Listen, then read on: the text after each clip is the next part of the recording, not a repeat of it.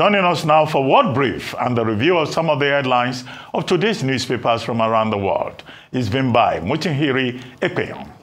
Good morning. Good morning, Dr. Abati. Good morning, Ayo. Good morning, Rufai. How's everybody doing today? Good. Great. I'm getting straight into it because we have a lot to get through. We kick off in France as the nation is set to commence an international ministerial conference aimed at supporting the people and sovereignty of Lebanon in Paris tomorrow. The conference is initiated by the French President Emmanuel Macron and is set to host delegations from 70 countries and organizations, including the United Nations and the European Union. Of course, France has historic ties with Lebanon and has continued to show solidarity with the nation throughout the Israeli offensive, especially as more civilians continue to be used as collateral damage.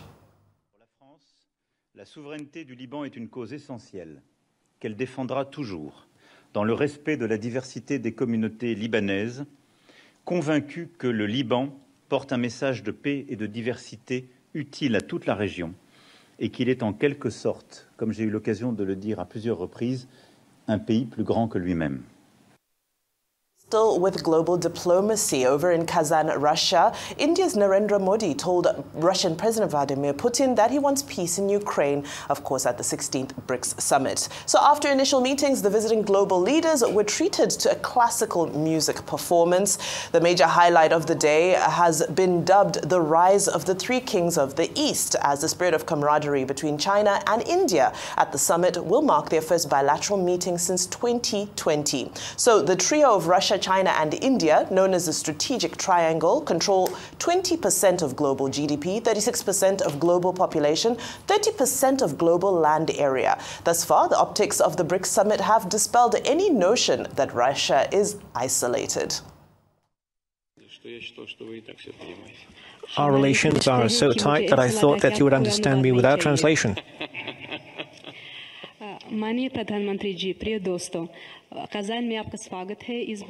Serious charm offensive from Vladimir Putin. And now to the United States, where former Abercrombie & Fitch CEO Mike Jeffries, age 80, has been arrested in a shocking human trafficking investigation involving young men. Jeffries, his partner Matt Smith, and a third accused, Jim Jacobson, were taken into custody by the FBI for allegations of exploitation and abuse at lavish parties in the U.S. and abroad, similar to Jeffrey Epstein and Sean Diddy Combs. So in the scheme, he's said to have paid recruiters up to $1,000 to lure young men to events for sex. Men there then required to sign non-disclosure agreements that said that they would be sued if they spoke out. Of course, this arrest follows a dark growing trend that we are seeing in the United States. Still in the United States, Rudy Giuliani has been court-ordered to surrender his luxury New York apartment, jewelry and other valuables to two Georgia election workers. The assets will form part of a $146 million bill that Giuliani owes following a defamation case. Giuliani falsely accused the two election workers of rigging votes in the 2020 election. So consequences for rigging and consequences for falsely accusing of rigging. Now we round up quickly here on the African continent in South Africa, as the Thabo Mbeki Foundation has confirmed that former South African President Thabo Mbeki was snubbed from speaking at former Finance Minister Tito Mbowene's funeral that took place on Saturday. According to the foundation, Mbowene's family approached the former president with a special request. They asked that he prepare and deliver a tribute at the funeral as per Mbowene's final wish. However, government protocol removed him from the list of speakers as his speech was accurately speculated to be unflattering to the government of the day. Yesterday, Thabo Mbeki chose to make his speech public on social media in honor of the departed's last wishes. So, some stories from every part of the world. Today, we'll go with ladies first. All right, okay, thank you. Let me start with Thabo Mbeki first of all. That seemed to be like a heist to take him off, like you just explained, because of the concerns around what the content of his speech would be. It's important to note that it's almost lacking in honor of Mr. Mbowene's wishes before he passed on. He considered President Thabo Mbeki, a mentor, a leader, and he served under his government. In fact, I believe he was the black governor of the Reserve Bank in post-democracy South Africa under Thabo Mbeki. So he played quite a significant role in his political journey. So he had, according to the family, had wanted him to speak at his funeral. Unfortunately, just a day before, because they'd had meetings before where the list of speakers had been disclosed, and he was said to have been, one of the speakers. A day before, they found out that it wasn't listed. His family offered to change the program, but he said, in the interest, being a gentleman, and I had to, give him respect for that, said not to worry, he would just go ahead with it. Yes, but his speech is available on the website of the departed so that people can go on there to read. So a lot of people have said that he's had the last word, even though he didn't have the opportunity to pay that last tribute and respect to him on the day. At least you can still go on and read about it. Just the politics even coming to play, at the man's funeral. Then also going to, gosh, what's happening in the United States of America, and I'll end here with the whole case. It's developing stories, but Abercrombie and Fitch, I remember because a friend of mine, actually my in-law, worked there, and I remember in the UK at the time it was such an elitist and was for models, male, and their adverts were very sexually, charged, and was said to be part of their campaign strategy. Now we can begin to see these things open. I think this will it will bring out to light some of the regulations around advertisement, the way companies are run, and how sometimes companies can act as a cover for big and powerful men to perpetrate, evil such as this. It's developing, and I'd like to see how this will end. Okay, it seems to me that President Thabo Mbeki has the last word. He was disallowed from speaking in Limpopo at the funeral of Tito Mboweni, who served in his government as governor of the South African Reserve Bank and who served under the current government as finance minister. He died a week ago, after a brief illness. Now, what was President Thabo Mbeki saying or going to say in his speech, which has now been released by the Thabo Mbeki Foundation? One, that Tito Mboweni died an unhappy man. That the ANC that, led the democratic revolution even lost in the last, municipal elections and local elections.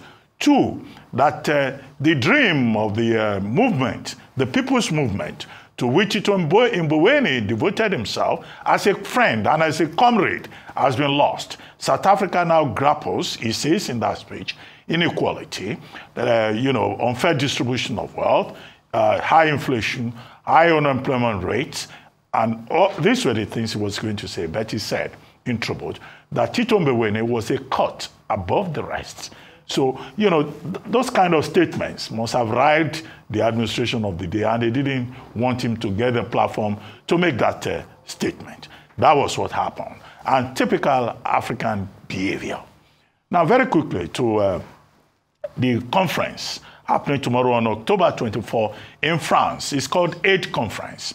It's a conference in support of the sovereignty of the people of Lebanon. Now, 1946, that was when the French mandate ended in Lebanon.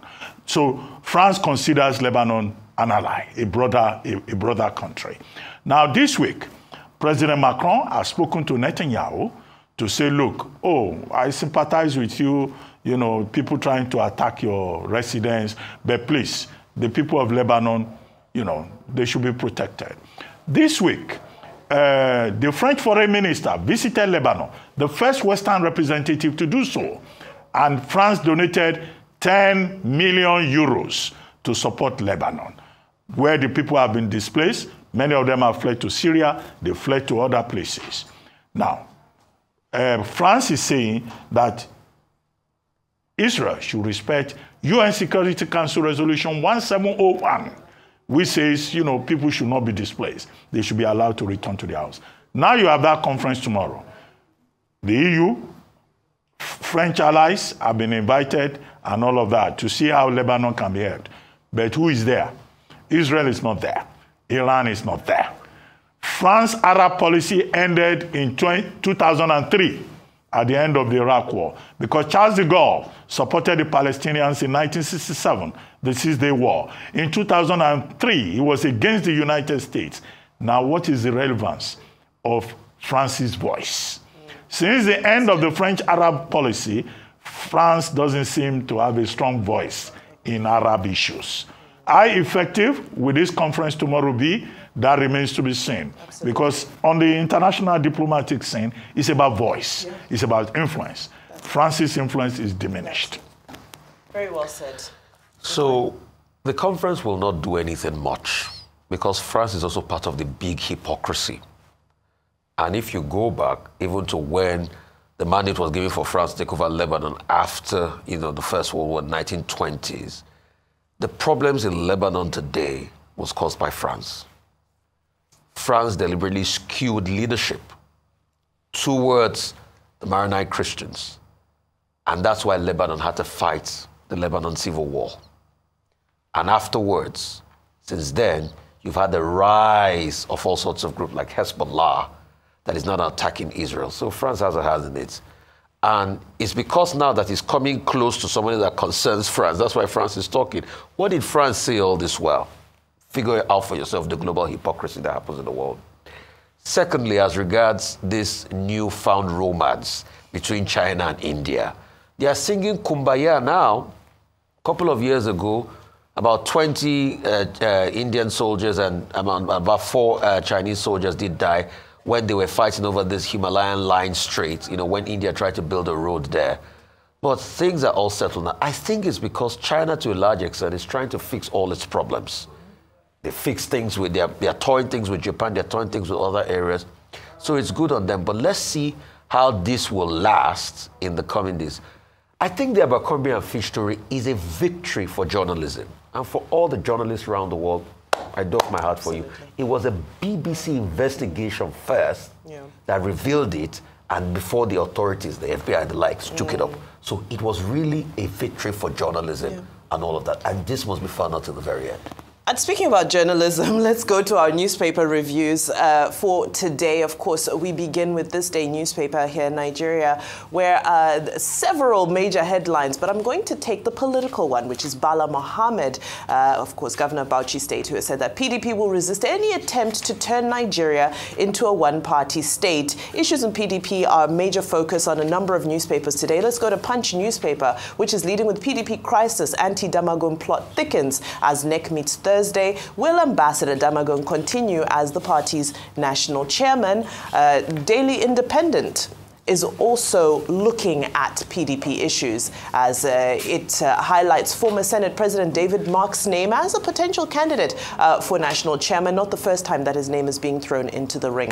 Well, let's move to the New Telegraph. New Telegraph is looking at bread and butter issues. Headline is consequential adjustments. Only 40,000 added to our salaries. This is according to Federal Workers Forum, as they accuse President Tinubu of turning Nigerians to beggars, and they are threatening to pass a vote of no confidence on the president as they are unhappy with the 70,000 naira minimum wage. Guardian newspaper, powerful imagery there with a headline that says the FG seeks IMF help as flooding oil output crisis dampen outlook. And the image of children using a commute to school, one would think is in a remote area of Nigeria. No, it's in Lagos. This is a mile 12 area of Lagos that has been experiencing incessant flooding with the heavy rains, the heavy downpour. To Vanguard newspaper now focuses on the power situation with sentiments from the organized private sector who are informing the government that the grid collapse, unending grid collapses threaten the survival of businesses. Of course, we've already heard these sentiments yesterday from MAN,